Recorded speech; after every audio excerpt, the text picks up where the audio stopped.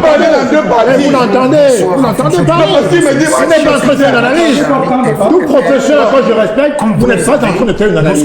Vous focalisez sur un parti. Et c'est totalement anormal. Ceux qui nous regardent ont besoin de comprendre, d'être clarifiés sur ce que c'est que le G20. Vous ne répondez pas à la question. Non, je dis que vous ne répondez pas à la question. J'ai déjà répondu. Mais non, je n'ai pas répondu à la question. Le modérateur de relance, tu ne réponds pas à la question. Bon, j'ai bien répondu que le G20 a pris conscience que Paul Biya a une signature qui peut vous changer la vie. Et vous entrez dans cette dynamique. Sinon, sur le plan idéologique, vous avez parlé de la rigueur. Non, je ne suis pas. Vous avez parlé de la moralisation. Allons sur l'idéologie. Que nous, les biens, on n'est pas là pour soutenir le Vous avez parlé. On n'est pas là pour soutenir le Ça recommence. Vous avez parlé de la justice sociale qui préoccupe les biaïstes. Non. Vous avez parlé de l'ouverture démocratique. Donc, c'est pour vous dire que, pour terminer, pour moi, le G20, c'est bien qu'il nous ait rejoint. Il serait encore mieux que le jeu vienne porte cette vision des biaïstes qui repose sur ces piliers, rigueur, moralisation, justice sociale. Et vous comprendrez la position des biaïstes qui attendent que le président nous parle. Contrairement à vous, nous biaïstes, lorsqu'il nous a dit... C'est hors sujet. Non, je regrette. Oui, mais contrairement à vous, qui suivez notre main comme le chien suit la viande, il s'agit d'une compétition électorale. Les biaïstes, attendez, je vais vous dire d'autres choses. Alors, les biaïstes, savez ce qu'ils attendent. Le président nous a dit, je verrai si je vais me présenter ou me reposer au village, n'est-ce pas? Le ministre a dit, l'a répété, n'est-ce pas? Nous, les biaïstes, je vais donc vous dire, nous attendons que le président nous parle.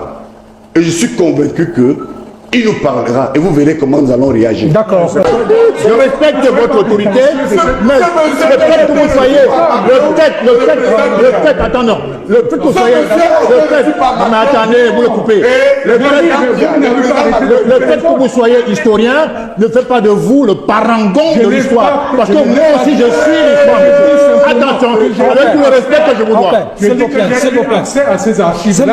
s'il vous plaît. S'il vous plaît. C'est grave quand même. S'il vous plaît. Alors, je ne sais pas ce qu'ils se sont dit quand il a rencontré Macron. Le président Biya. Je ne sais pas ce qu'ils se sont dit. Bon, ne sous-estimons pas non plus Dieudonné Somba. Ne sous-estimons pas non plus la capacité de... C'est pas un argument. On veut m'imposer l'argument d'autorité. Il est historien, donc il dit la vérité. Ça veut dire quoi ça? Non, mais arrêtez avec ça.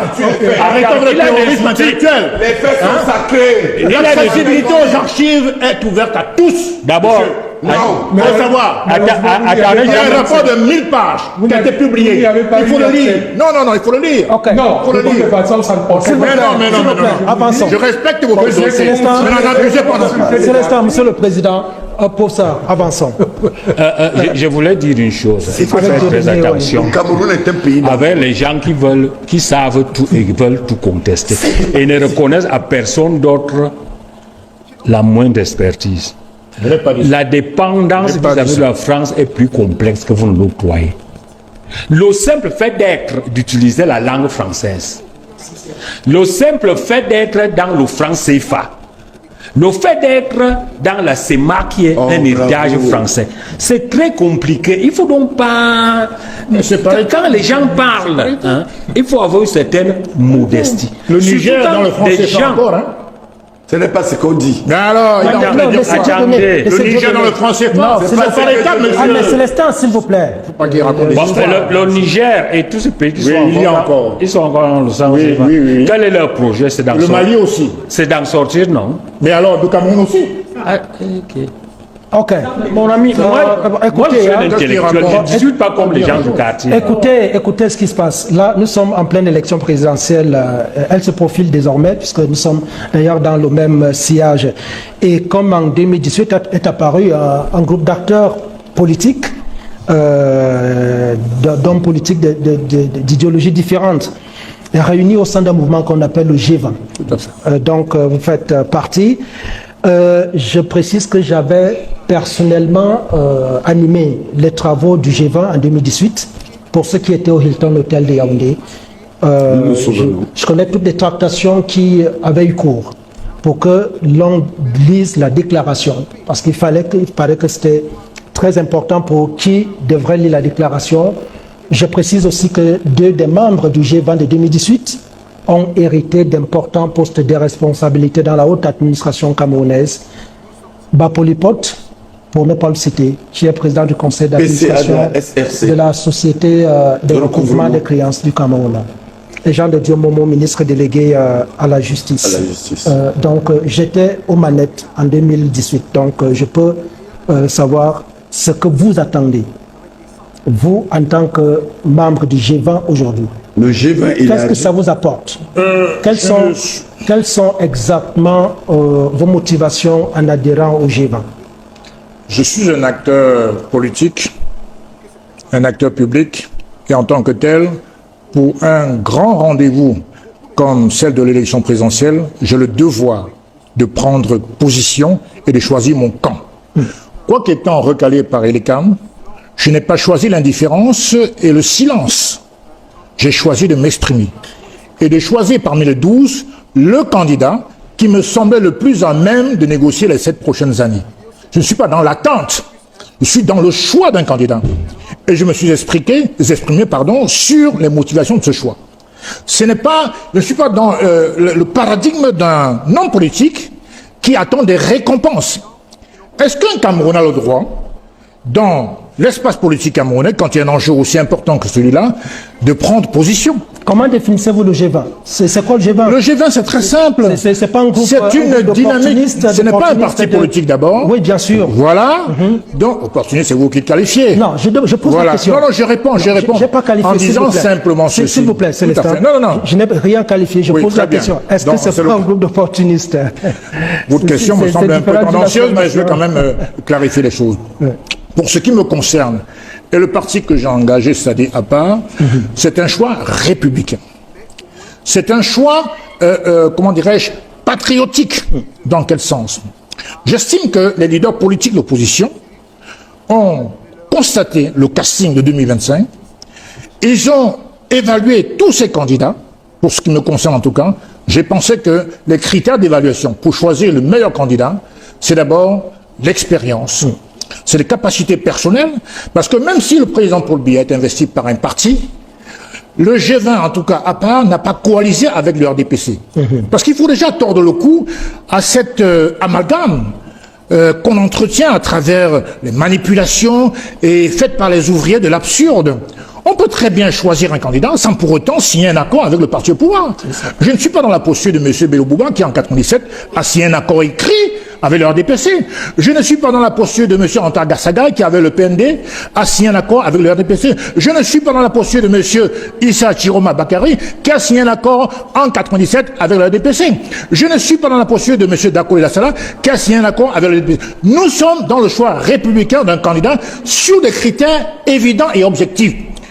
Quand on prend les 11 candidats en lice qui vont affronter le président Paul Biya le 12 octobre 2025, tous ces gens, à des degrés divers, ont mangé, entre guillemets, dans le creux de la main du président de la République qui a fait leur carrière. Pour moi, c'est un peu la comparaison entre, on va dire, le vrai cuit et le sky. Tous ces gens-là, Bello Bouba Maïgari, Issa Chiroma et bien d'autres, à Kérimounan, on connaît ses liens familiaux avec le pouvoir depuis l'UNC. Ils ont été faits par le système actuel.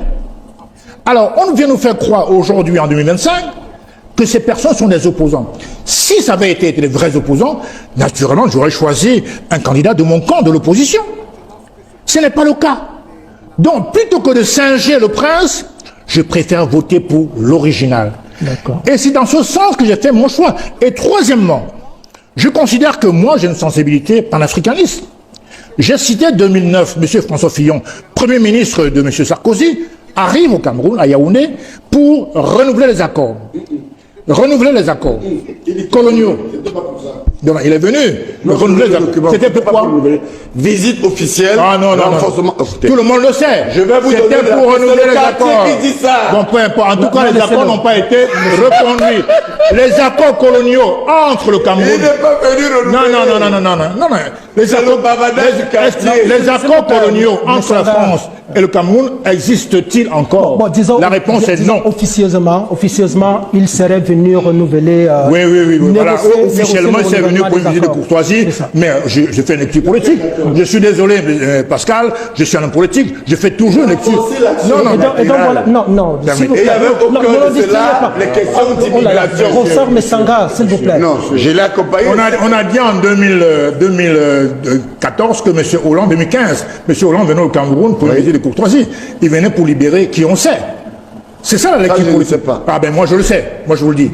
Donc c'est pour vous dire que, vous rappelez d'une certaine Eyoum, et M. Thierry Atangala, vous vous rappelez. Voilà. Donc il faut faire une lecture politique des choses. Maintenant je dis ceci. Quand M. Biya, en pleine guerre OTAN-Russie, se permet, alors que le Cameroun est censé être dans le giron français, aller renouveler les accords militaires à Saint-Pétersbourg. Il a envoyé son ministre de la Défense, M. Betty Assomont. C'était un pied de nez à la France. Le président Paul Biya est un souverainiste à sa manière.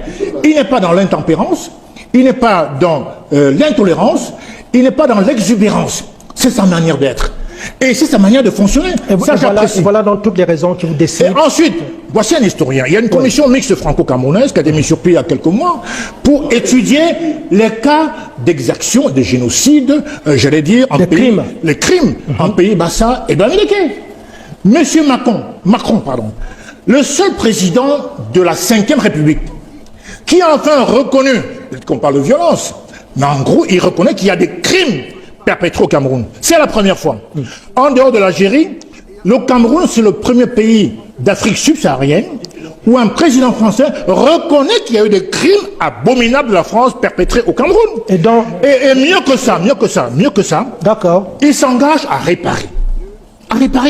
Dans le monde, il n'y a que Israël qui a bénéficié de ça vis-à-vis de l'Allemagne nazie, enfin l'Allemagne actuelle.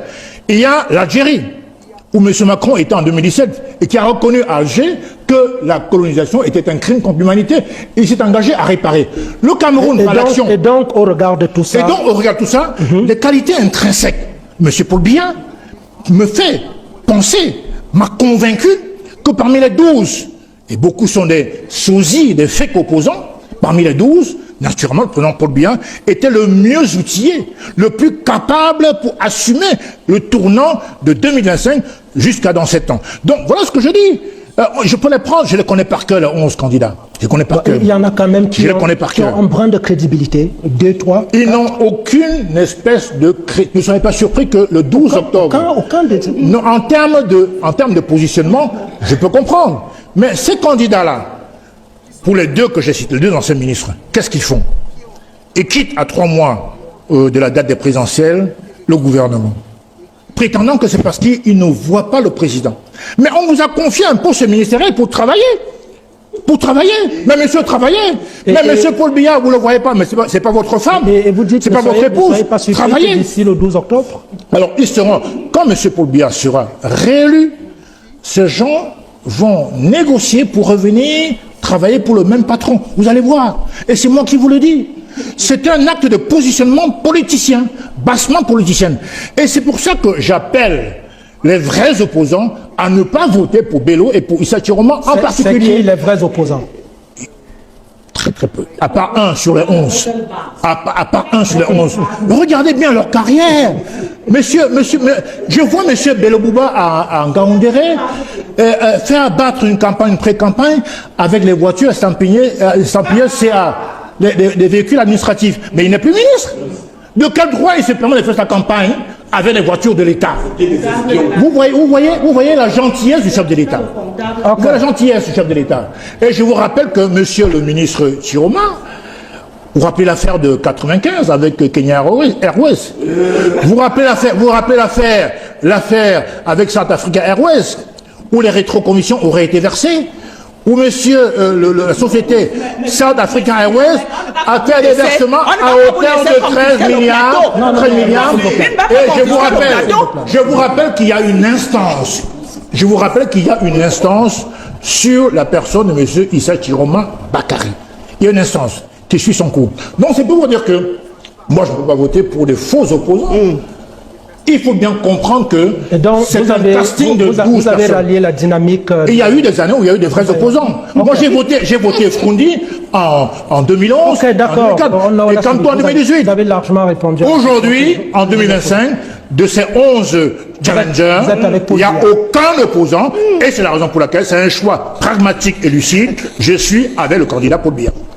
D'accord. Il n'a pas demandé votre accord pour démissionner. Il a ses convictions. À titre de rappel, pas la conviction, madame. À titre de rappel, il a quitté le logement de fonction il y a plus de 3 ans. Il n'habitait plus la maison de l'État. Si vous pensez que c'est aujourd'hui, 30 ans la politique de M. Paul Biya. Ce n'est pas aujourd'hui qu'il a appris à démissionner. Parce qu'il a de la valeur. Et c'est ce que tu recherches. Si tu veux, tu vas le remplacer au ministère du Tourisme. Mais c'est une démission de positionnement. Mais je veux dire que toi-même, tu cherches la démission de positionnement. Tu cherches le positionnement. Tu ne peux pas venir. Vous n'avez pas la Tu ne peux pas venir sur un plateau pour parler de Bello. C'est pas parole de Tu ne peux pas venir sur un plateau pour parler de Bello. Tu ne peux pas faire la fixation sur Bello alors que vous n'avez pas la même capacité. Toi-même, tu cherches le ventre. Tu cherches le ventre. C'est pour ça que tu dis que tu es allié au G20. Ne t'inquiétez pas, nous allons... Tu t'es allié au G20, tu n'as pas de base. Nous, on a une base. Et on peut parler. On peut parler publiquement. Toi, tu ne peux pas parler. On a compris ce que vous avez à dire. Évitons de parler tous au même moment. S'il vous plaît. S'il vous plaît, professeur. Il faut le dire, parce que je dis, nous ne sommes pas venus ici pour écouter M. Jamel. Sinon, notre place n'est pas ici. On fait qu'il a peine à respecter ceux qui parlent. Absolument. On l'écoute religieusement. Voici. On va donner la parole, monsieur. Oh là là, s'il vous plaît. Si on prend le temps de parole ici, c'est vous seul qui parlez. Il y a un modérateur. Non, mais ça suffit. C'est pas parce qu'on s'était. Mais monsieur, vous parlez. Célestin.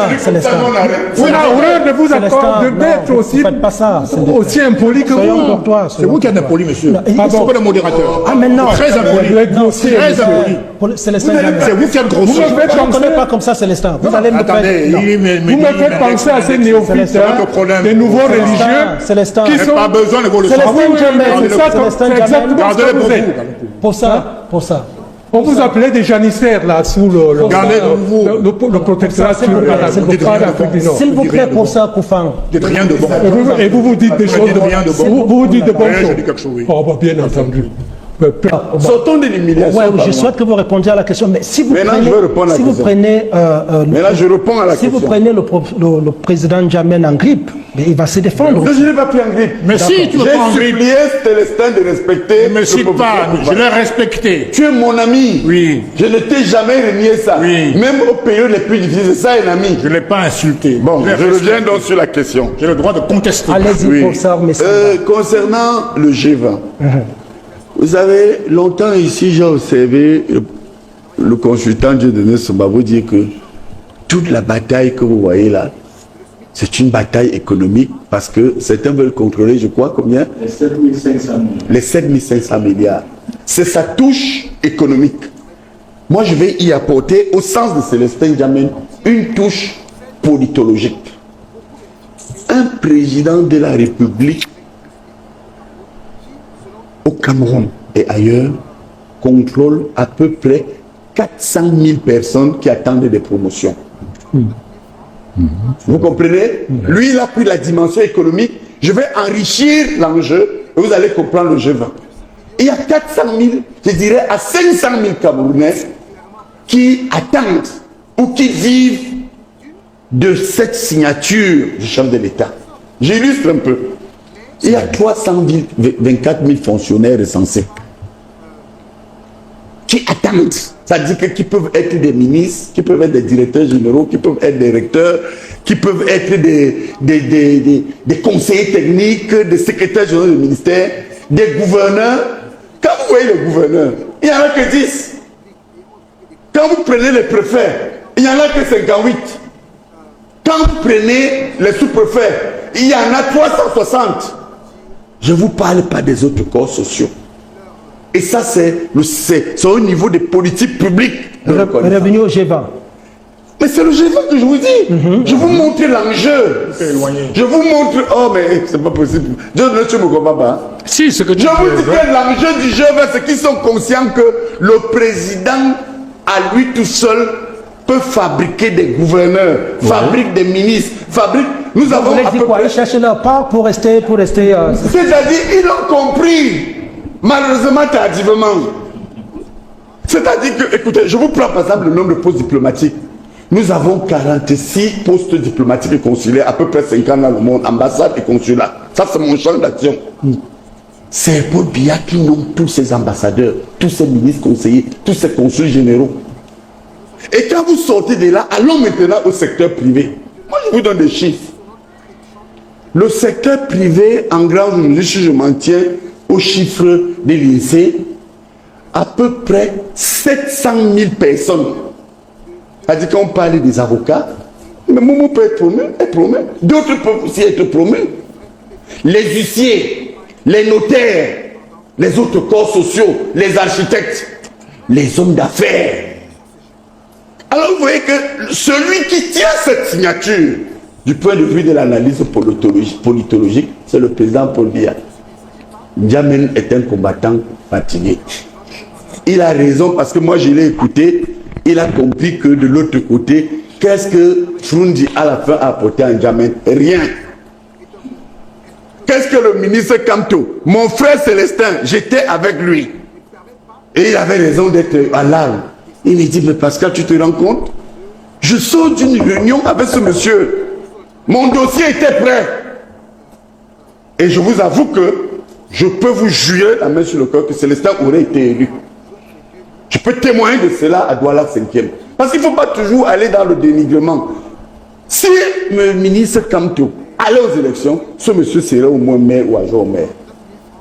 Et aujourd'hui se retrouve celui qui contrôle 500 000 Camerounais qui peuvent avoir leur vie transformée. D'un coup de tête, comme l'a dit le président Paul Biya à Eric Tchingé. Monsieur Tchingé, il suffit que je hoche comme ça la tête, vous êtes rédacteur en chef de la CRTV, et vous ne le serez plus. J'avais discuté avec Tchingé, il m'a dit qu'il a paniqué et il ne savait plus comment se comporter.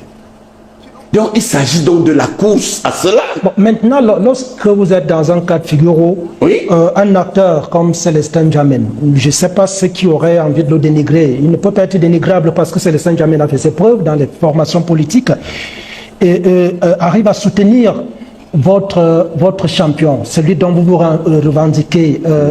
C'est mon maître politique. Pascal Messanga Nyamding. Est-ce que vous ne devriez pas accompagner Célestin N'Djamène? Non, le problème est que, contrairement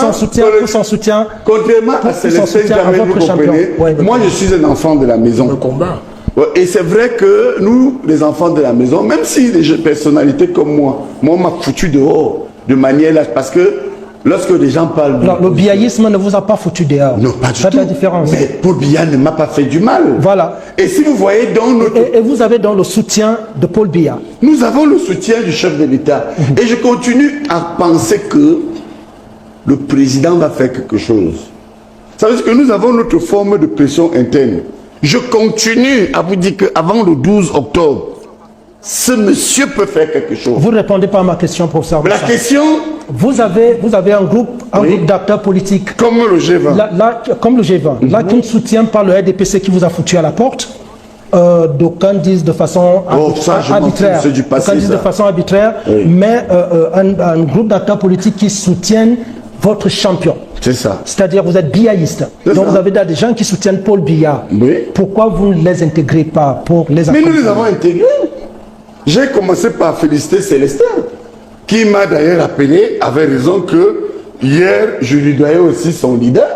Mais sauf que je voudrais quand même, entre parenthèses, appeler à Célestin que même si j'ai opéré des constats où je repugnais à un moment donné les comportements individuels des uns et des autres, je n'ai jamais renié la compétence du ministre Kamto comme un homme politique solide avec une vision. J'avais besoin, dans un contexte de souffrance, des combats que j'ai menés avec Ateba Yémé sur les réseaux, sur ce que je ne veux même pas revenir. D'ailleurs, vous allez voir que sur les plateaux, j'ai décidé de laisser les femmes maçons tranquilles, les rosicruciens tranquilles, les homosexuels tranquilles. Je leur dis que vraiment, pardonnez-moi, je ne parlerai plus de vous. J'ai tout dit. Et à un moment donné, ma préoccupation était de savoir, si vous remplacez Paul Biya, est-ce que vous allez mettre fin aux lois, notamment l'article 147 bis du code pénal qui pénalise pour ces choses que Paul Biya a appelées là. Maintenant, je reviens donc sur ce que vous avez dit. Je pense que... Est-ce que vous allez rejoindre le G20 qui soutient votre... Je n'ai pas besoin de les rejoindre, je suis dans la maison. Sauf que, il faut comprendre quelque chose. Notre père Paul Biya, que nous connaissons mieux que lui, les jeunes, c'est des enfants du dehors. Vous ne pouvez pas voir des gens qui arrivent dans une maison, ils trouvent des enfants, on les adopte, ils mettent les enfants dehors, comme c'est le cas de la plupart des biaïstes, et ils se mettent à dire qu'ils vont garder notre père. Mais nous disons, mais papa, nous sommes d'accord. Mais si tu reconnais encore que nous sommes tes fils, redonne-nous la place qui est la nôtre. Et nous constatons jusque-là que le président est pris en otage. Qui mieux qu'un enfant de dedans peut dire ce que vit son père? J'ai même dit que le jour où Paul Biya perd le pouvoir, je m'en vais. J'ai rejoint l'opposition? Non. J'ai rejoint un parti politique, Nkumbondo m'a donné son parti comme ça demain. J'ai dit Nkumbondo. Je ne le ferai pas comme les Djamens et les autres où j'ai eu 2 partis et 1000 partis dans ma vie. Il faut qu'Alice. Non, je vais réagir. Jonathan, comment? C'est des attaques personnelles. Non. C'est les choses que vous parlez dans 2 partis. Vous l'entendez pas. Parce qu'il me dit, vous n'êtes pas en train de faire une analyse. Tout professeur que je respecte, vous n'êtes pas en train de faire une analyse. Vous focalisez sur un panéliste. Et c'est totalement anormal. Ceux qui nous regardent ont besoin de comprendre, d'être clarifiés sur ce que c'est que le G20. Vous ne répondez pas à la question. Non, je dis que le vous ne répondez pas à la question. J'ai déjà répondu. Mais non, tu n'as pas répondu à la question. Le G20 a conscience que... Le modérateur te relance. Tu ne réponds pas à la question. Bon, j'ai bien répondu que le G20 a pris conscience que Paul Biya a une signature qui peut vous changer la vie. Et vous entrez dans cette dynamique. Sinon, sur le plan idéologique, vous avez parlé de la rigueur. Non, je ne suis pas. Vous avez parlé de la moralisation. Allons sur l'idéologie. Que nous, les biaïs, on n'est pas là pour soutenir le bilan. Vous avez parlé. On n'est pas là pour soutenir le bilan. Ça recommence. Mais oui, ça recommence. Vous avez parlé de la justice sociale qui préoccupe les biaïstes. Non. Vous avez parlé de l'ouverture démocratique. Donc c'est pour vous dire que, pour terminer, pour moi le G20, c'est bien qu'il nous ait rejoints. Il serait encore mieux que le G20 porte cette vision des biaïstes qui repose sur 5 piliers, rigueur, moralisation, justice sociale. Et vous comprendrez la position des biaïstes qui attendent que le président nous parle. Contrairement à vous, nous biaïstes, lorsqu'il nous a dit... C'est hors sujet. Non. Je regrette. Oui, mais contrairement à vous, qui suivez notre main comme le chien suit la viande, il s'agit d'une compétition électorale. Les biaïstes, attendez, je vais vous dire d'autres choses. Alors, les biaïstes savent ce qu'ils attendent. Le président nous a dit, je verrai si je vais me présenter ou me reposer au village, n'est-ce pas? Le ministre a dit, l'a répété, n'est-ce pas? Nous, les biaïstes, je vais donc vous dire, nous attendons que le président nous parle. Et je suis convaincu qu'il nous parlera et vous verrez comment nous allons réagir. D'accord, Dieudonné Somba, c'est vrai que sur la chute de Messanga Nyamzing, la sortie de l'ambassadeur de France ne peut pas être anodine. Lorsqu'il parle de la compétition électorale, de la prochaine élection, je pense qu'il en a parlé avec le chef de l'État. Donc aujourd'hui, il n'y a plus de zone d'ombre sur si oui ou non Paul Biya va se porter candidat à la prochaine élection. Donc il parle à ses enfants. Maintenant, pour ce qui est du G20 et l'avenir nous dira, pour ce qui est du G20 en amont, Dieudonné Somba, comment vous interprétez l'engagement du G20 derrière la candidature de Paul Biya à vous? Il y a d'abord les pratiques politiques qui veulent que devant une compétition électorale, des gens aient tendance à se regrouper, soit pour l'opposition, soit pas pour le parti au pouvoir. Alors, vous avez bien compris, vous avez bien écouté la vidéo, vous avez très bien écouté, certainement. Donc, faites-vous votre idée, commentez, likez, partagez. N'oubliez pas de vous abonner, de nous laisser un petit pouce en haut pour liker, merci. Une fois de plus, si vous ne likez pas les vidéos, si vous ne commentez pas, nous ne pouvons pas évoluer. Si vous ne souscrivez pas, si vous ne vous abonnez pas, nous ne pouvons pas évoluer. Et nous vous prions vraiment de le faire pour nous parce que ça nous donne le courage et la force. YouTube reconnaît, lorsque vous likez, vous partagez, ça permet que l'algorithme YouTube partage des vidéos à plus de personnes encore. Merci beaucoup. Nous répondons à tous les commentaires. Portez-vous bien. À la prochaine vidéo. Ciao, ciao.